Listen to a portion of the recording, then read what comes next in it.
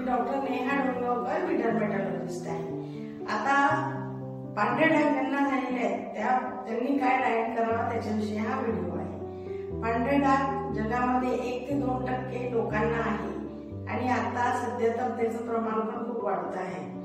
तर ते प्रमाण का वाढतंय ही विचार करण्याची गोष्ट आहे। बऱ्याचदा असे 2 मतप्रवाह दिसतात की मॉडर्न सायन्स नुसार डाएट हा ह्याच्यानी पांढरे डाग होण्यावर किंवा ते वाढण्यावर काही फरक पडत नाही किंवा त्याचा कुठलाही परिणाम होत नाही असा एक मतप्रवाह दिसून येतो। आणि आयुर्वेद हे जे प्राचीन शास्त्र आहे त्या शास्त्राच्या अनुषंगाने जे जुने ग्रंथामध्ये लिहिलेलं आहे की तेव्हा ऋषीमुनींनी सांगितलं आहे की तुम्ही जे अन्न घेता त्याचा तुमच्या शरीरावर नक्कीच परिणाम होतो। तर ते कशा प्रकारचं असावं हे प्रत्येक आजारासाठी एक आयडियल चार्ट दिलेला आहे डाएटचा। तर आयुर्वेदानुसार जर विचारात घेतलं आणि प्रॅक्टिकली जर सायंटिफिकली जरी विचार केला तर हे दोन्ही मतप्रवाह एकत्र जोडले तर काही आजारांनी खरोखरच पांढरे डाग वाढतात। काही पदार्थांनी खरोखरच पांढरे डाग वाढतात। तर मग हे डाएट कुठलं असायला पाहिजे? पहिला सगळ्यात मोठा प्रश्न आहे की डेअरी फूड खावं की नाही। तर आता जे दूध आणि दुग्धजन्य पदार्थ जेवढेही आहेत तर त्याच्यामध्ये काही असे घटक आहेत की जे तुमच्या डायजेशनलाही अडथळा निर्माण करतात, त्याचं पचन पण खूप उशिरा होतं आणि त्याच्यामुळे पांढरे डाग जे आपल्याला रिकव्हर करायचे, पिगमेंटेशन आलं पाहिजे त्याला अडथळा निर्माण करतात। आणि आता जे दुधाचं प्रकार आहे किंवा जे दूध आपण रेग्युलर आहारामध्ये घेतो तर त्याची क्वालिटी सुद्धा पहिल्यासारखी नाही ही गोष्ट विचारात घ्या की ते कसल्या प्रकारचं तुम्ही दूध घेता हे तुम्हालाही माहिती नाही। तर त्याच्यामुळे दुधाचे पदार्थ अवॉइड केले तर माझं कॅल्शियम कमी होईल किंवा मग मला माझ्या हाडांना कॅल्शियम नाही मिळणार, तर असं काहीही कोणी विचार करण्याची गरज नाही। कारण तुम्ही ज्या हिरव्या पालेभाज्या खाता, ब्रोकोली झालं, मेथी, पालक याच्यामध्ये सुद्धा कॅल्शियम असतं आणि बरेचसे असे फूड आयटम आहेत की ज्याच्यामुळे तुम्हाला भरपूर प्रमाणात कॅल्शियम मिळू शकतं। तर त्याच्यामुळे दुधाचे पदार्थ अवॉइड केले तर ते जास्त चांगलं आहे। आता दुसरी गोष्ट आहे की सोर फ्रूट म्हणजे ज्याच्यामध्ये व्हिटॅमिन सी जास्त प्रमाणात असतं ते आयुर्वेदानुसार आम्ही पेशंटला कमी करायला सांगतो किंवा बंद करायला सांगतो। तर ह्याच्यामध्ये जे सोर फ्रूट मध्ये व्हिटॅमिन सी जास्त प्रमाणात असतं आणि व्हिटॅमिन सी हे रिपिगमेंटेशन साठी थोडंसं सप्रेशन तयार करतं। ते सप्रेशन तयार करण्यामुळे व्हिटॅमिन सी आपण अवॉइड करायला सांगतो। तर ह्या गोष्टी आहारामध्ये म्हणूनच घ्यायच्या असतात। आता त्याच्यामध्ये जे फर्मेंटेड गोष्टी असतात, इडली, डोसा, ह्या गोष्टी आपण का अवॉइड करायला सांगतो की फर्मेंटेड म्हणजे त्याच्यामध्ये ते फुललेले असतात। तर कुठलीही ऑटोइम्यून डिसीज आहे त्याच्यामध्ये तुमच्या सेल्समध्ये लक्षात घ्या शरीराच्या प्रत्येक सेल्समध्ये इन्फ्लमेशन तयार होतं, एक प्रकारची सूज असते, त्याला आपण ऑक्सिडेटिव्ह स्ट्रेस म्हणतो। तर हा ऑक्सिडेटिव्ह स्ट्रेस हा ऑटोइम्यून डिसीज रिकव्हर व्हायला चांगला नसतो हे मॉडर्न थेरपी पण सांगते की काही करून तुमच्या शरीरातला हा ऑक्सिडेटिव्ह स्ट्रेस आहे हा कमी करायला पाहिजे। तर तो कमी करण्याची पद्धत काय आहे? तर कमी करण्याच्या पद्धतीमध्ये काही औषधी पण आहे जे आयुर्वेदामध्ये त्याला आम दोष असं म्हटलं जातं।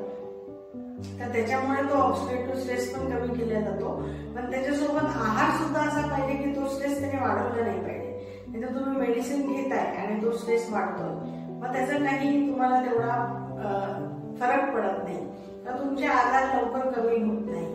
आणि हा तर असा आजार आहे पांढरे डाग की पेशंट वर्षानुवर्ष औषधी घेऊन आणि ठिकठिकाणी डॉक्टर बदलून कंटाळलेला असतो, त्याला कुठेतरी रिलीफ पाहिजे असतो आणि जेव्हा तो रिलीफ दिसायला लागतो तेव्हा ते औषधं तो कंटिन्यू व्यवस्थित घेतो।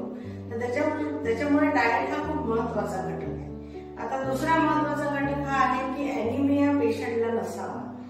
ॲनिमिया म्हणजे की ज्यांचं हिमोग्लोबिन खूप कमी आहे हे लक्षात येतं बऱ्याचदा की पेशंटला 7 किंवा 8 असं हिमोग्लोबिन असतं किंवा त्याला अचानक काही कारणाने ॲनिमिया झाला त्याच्यानंतर पण व्हाईट पॅचेस दिसून येतात। काही लोकांना प्लेटलेटचं प्रमाण कमी झाल्यावर व्हाईट पॅचेस आले अशी ही हिस्ट्री आढळते।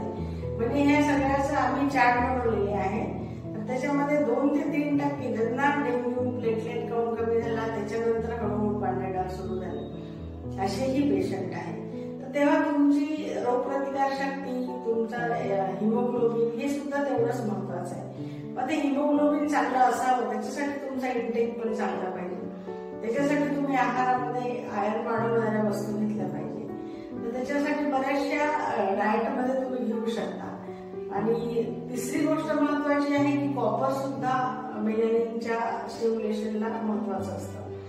मग कॉपरसाठी तुम्ही कॉपर सेलेनियम असलेलं मग त्याच्यात तुम्ही पेंडखत दूध घेऊ शकता. आणि मेलॅनिनचे सिक्रेशन्स वाढवण्यासाठी रंगीबेरंगी फ्रुट्स आणि रंगीबेरंगी व्हेजिटेबल्स पण खूप महत्वाचे असतात. जसं की लाल कलरची येलो कलरची शिमला मिरची, गाजर आहे, त्याच्यानंतर बीट आहे. तर हे तुमचं जे मेलॅनिनचं सप्रेशन यायला फ्री करून मेलॅनिनचं हे जास्त वाढवतं, स्टिम्युलेशन वाढवतं. तर ह्याच्यासाठी ह्या वस्तू आहारात असणं खूप महत्वाचं आहे. मग ज्या घटकांमधून अडथळा निर्माण होतो असे काही नाईट शेड व्हेजिटेबल्स असतात, त्याच्यामध्ये टोमॅटो पण येतात. तर हे ऑक्सिडेटिव्ह वाढवतात. तर हे जे आहेत हे कमी करायला पाहिजे, म्हणजे खायला नाही पाहिजे. हे जर तुम्ही अवॉइड केले तर तुम्हाला औषधांच्या सोबत रिझल्ट पण चांगले येतात. आयुर्वेदामध्ये जे सांगितलं आहे की फिश आणि दूध एकत्र खाऊ नये, तर फिश आणि दूध एकत्र खाल्ल्याने पण काही चाट जे चाट आम्ही बनवले होते त्यात काही लोकांचे खरोखरच पांढरे डाग वाढलेले आहे. म्हणजे काही ऑफिसर लोक जे मुंबईला राहत असताना त्यांनी जास्त फिश खाल्ले, तर ते जेव्हा आमच्याकडे मेडिसिन संपल्यानंतर आले तर तेव्हा त्यांच्या व्हाईट पॅचेस वाढलेले. तर असा हा चार्ट जो बनवलेला आहे तर त्याच्यानुसार एक जर आपण व्यवस्थित डाएटचा चार्ट केला तर त्याच्यामध्ये ह्या गोष्टी अवॉइड करायला पाहिजे. फर्मेंटेड, लोणचे, पापड, दुधाचे पदार्थ आणि आंबट पदार्थ. पण फ्रुट्स मध्ये आपण बाकीचे सगळे फ्रुट्स खाऊ शकतो, असं नाही की सगळंच बंद होतं.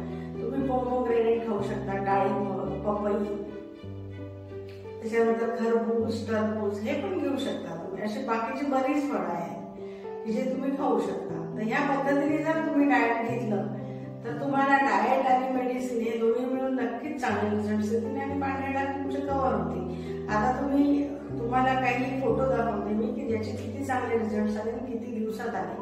तर ते तुम्ही बिफोर आफ्टर मध्ये बघा, मग तुम्हाला कळेल की आमच्याकडे किती चांगले रिझल्ट येतात. थँक्यू.